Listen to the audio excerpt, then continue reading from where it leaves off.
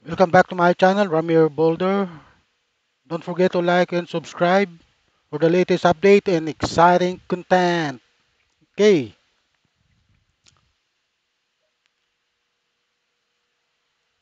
head start. Diskaya, pinoprotektahan nga ba si Bungo? Ayon po sa report, eh,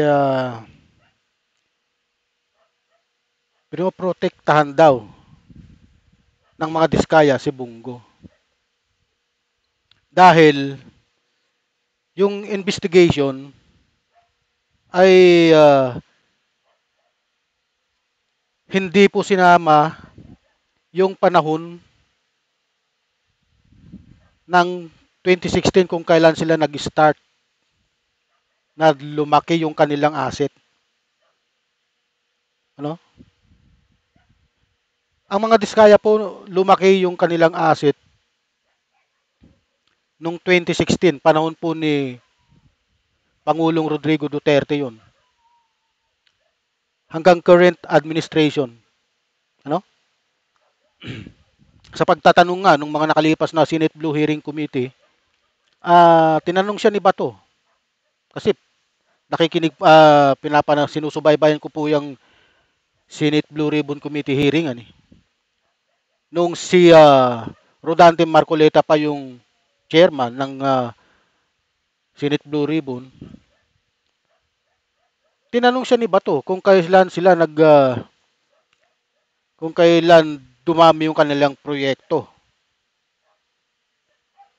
Ang sagot po ni Diskaya, ni yung babae na si Sara Diskaya, ay 2016 daw po sila nag-start.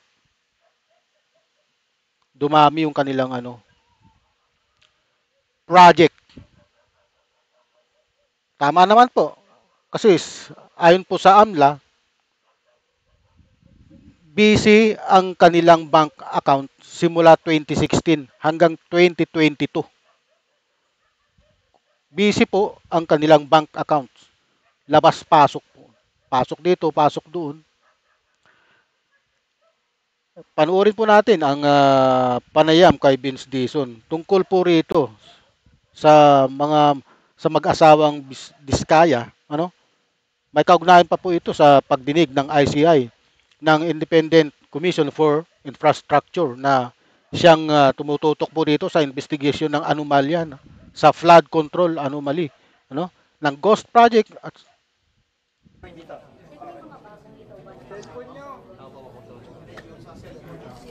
bagong bitaw na pangalan. Siguro, hintayin na lang natin yung mga ipa-file ng kaso ng ICI kasi doon sa press con ni Brian at ni General Surin noong Monday, nagsabi naman sila parang pagkakayala ko 15 to 20 cases ang expected nilang i-file in the next 2 to 3 weeks. So hintayin na lang natin yan. Pero nandito kami ngayon dahil alam nyo naman, paulit-ulit sinasabi ng ating Pangulo na kailangan may makulong, may managot, top to bottom, pero kailangan din mabawi ng mga kababayan natin yung pera nila.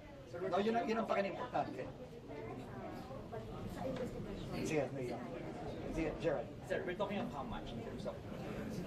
Well, kung titignan natin, dun pa lang sa na-freeze na accounts ng AMLA, I think that's already 5 billion, roughly. Okay. Dun sa air assets pa lang ni former Congressman Zaldico, 5 billion na ulit. So that's already 10 billion, dun pa lang. And we're talking about 2 cases pa lang na na-file sa Ombudsman. So, you can just imagine kung gaano kalaki ang posibleng mabawi. Billion-billion to. Pero ang importante, mapabilis natin. Sabi ng Pangulo, kailangan bilisan eh. Kasi ang civil cases, mas mabilis yan sa criminal cases. So dapat, mas mabilis natin mabawi yan. And kaya tayo nandito ngayon. At nagpapasalamat tayo sa ICI kasi sila ang nagpatawag dito para mag-focus din dito sa restitution o yung pagbabawi ng pera ng mga kababayan natin. So, we're very looking forward to working with all the other agencies. I think mahigit 10 ahensya ang nandito ngayon. So, we're very excited to work with them para mapabilis na natin ang pagbawi ng pera ng mga kababayan natin.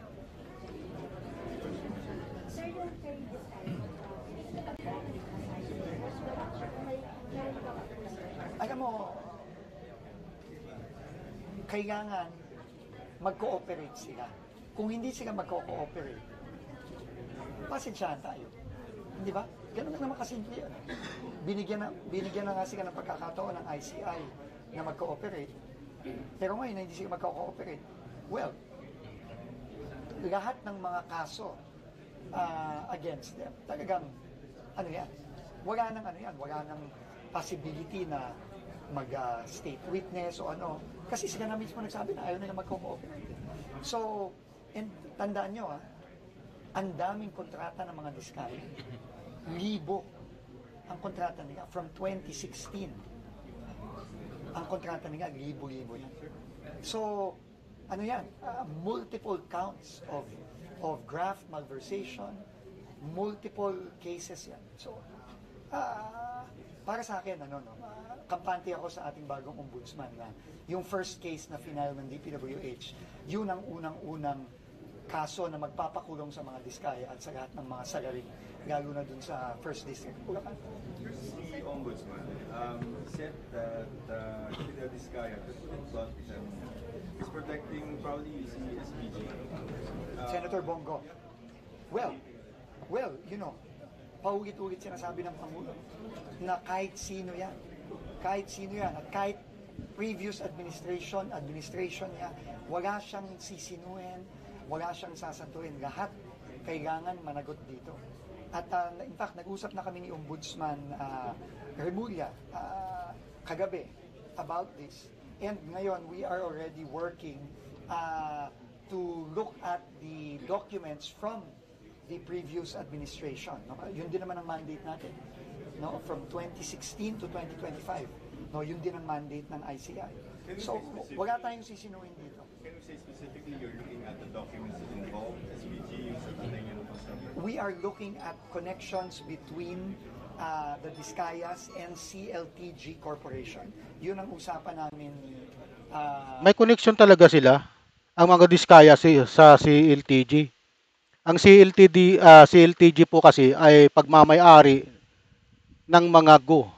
Pagmamay-ari ni Christopher Lawrence Tesoro Go. Yun po ang buong pangalan ni Bongo, CLTG. Initial niya po yan. Kaya wag na po tayong maglukuhan. Mayroon pong koneksyon ang Diskaya sa CLTG. Malaki po. In-expose na po yan ni Antonio Trillanes. Kaya lang wala pong nangyari sa kasong yan. Natulog po yan, kasong yan. Pero ngayon, bubuksan po yan, yung kasong yan. Dahil napakalaki po ng involved na pera dyan. Bilyong peso. Ha? Ayaw pa kasi nilang umamin. Itong mga senador na to na involved sa flood control anomaly, ang kakapal ng mukha nitong mga to eh. Ha? Parang naging senador sila dahil sa tao. Ibinuto sila ng tao. Inihalal sila ng tao. Pero lumalabas na sila ay senador lamang ni Duterte. Ano? Ombudsman kagabi. At after namin, nung nalaman siguro niya, because he was in Baguio, nung nalaman niya na yun nga, nagsabi dito ang mga Diskaya na hindi na sila magko-cooperate, tinawagan niya ako. No, at nag-usap kami. At meron na kami. Hindi, kaya nga sinasabi ko nga, ang mga Diskaya po napakalaki ng kasalanan. Kaya hindi po sila dapat maging state witness. Kasi sa pera na lang na kinulimbat nila, bilyong-bilyon, hindi lang po 100 bilyon. Umabot po yan ng ng mga, kung di po ako nagkakamali, nasa 300 bilyon. Ha? Biro mo yung perang yan. Napakalaking pera. Ghost project. Kahit sa bayan ng presidente dito sa Ilocos Norte, mayroon silang project diyan. Hindi ko lang alam kung ghost kasi hindi pa nasisimulan yung investigation eh. Ha?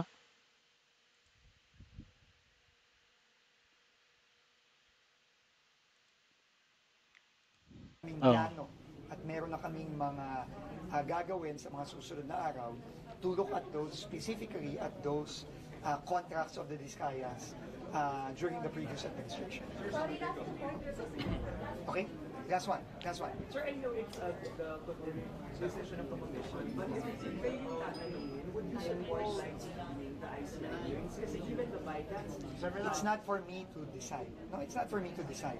We have to have full faith in the ICI, in the integrity and credibility and processes of the ICI, and I fully support whatever the ICI decides. Do you think the ICI would consider for contempt power? Well, again, no, that is above me. No, that is up to the ICI. No, that is up to the ICI to either do or not do, or reconsider or not reconsider. So, basta ako, we have full faith in the ICI, in the members of the ICI, and in their processes. Sir, SPG funny lang. You work with the Duterte administration. Yes. Deputy implement. Well, I held 3 positions.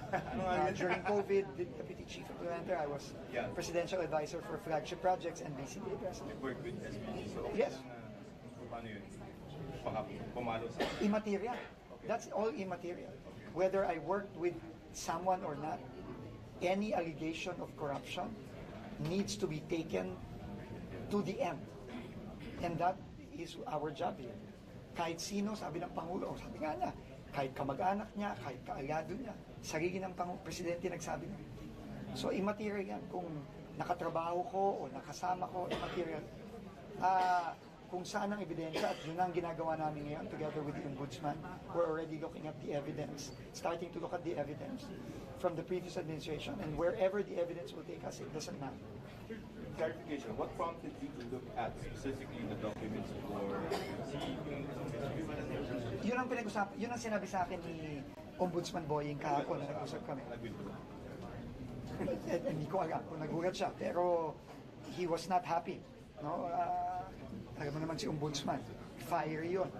So kailangan nandun tayo. Kailangan kung saan tayo dadali ng ebidensya dito tayo. And nagsisimula na kami ngayon. Thank you.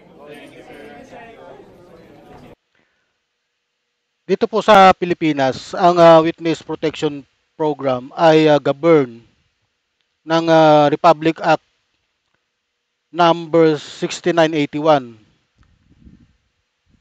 which provide protection and benefits to witness who testify against individual or organization involved in crimes such as corruption, human trafficking, and other serious offenses. Ang mga diskaya po hindi naman po sila sila po ay talagang obvious yung kanilang kasalanan.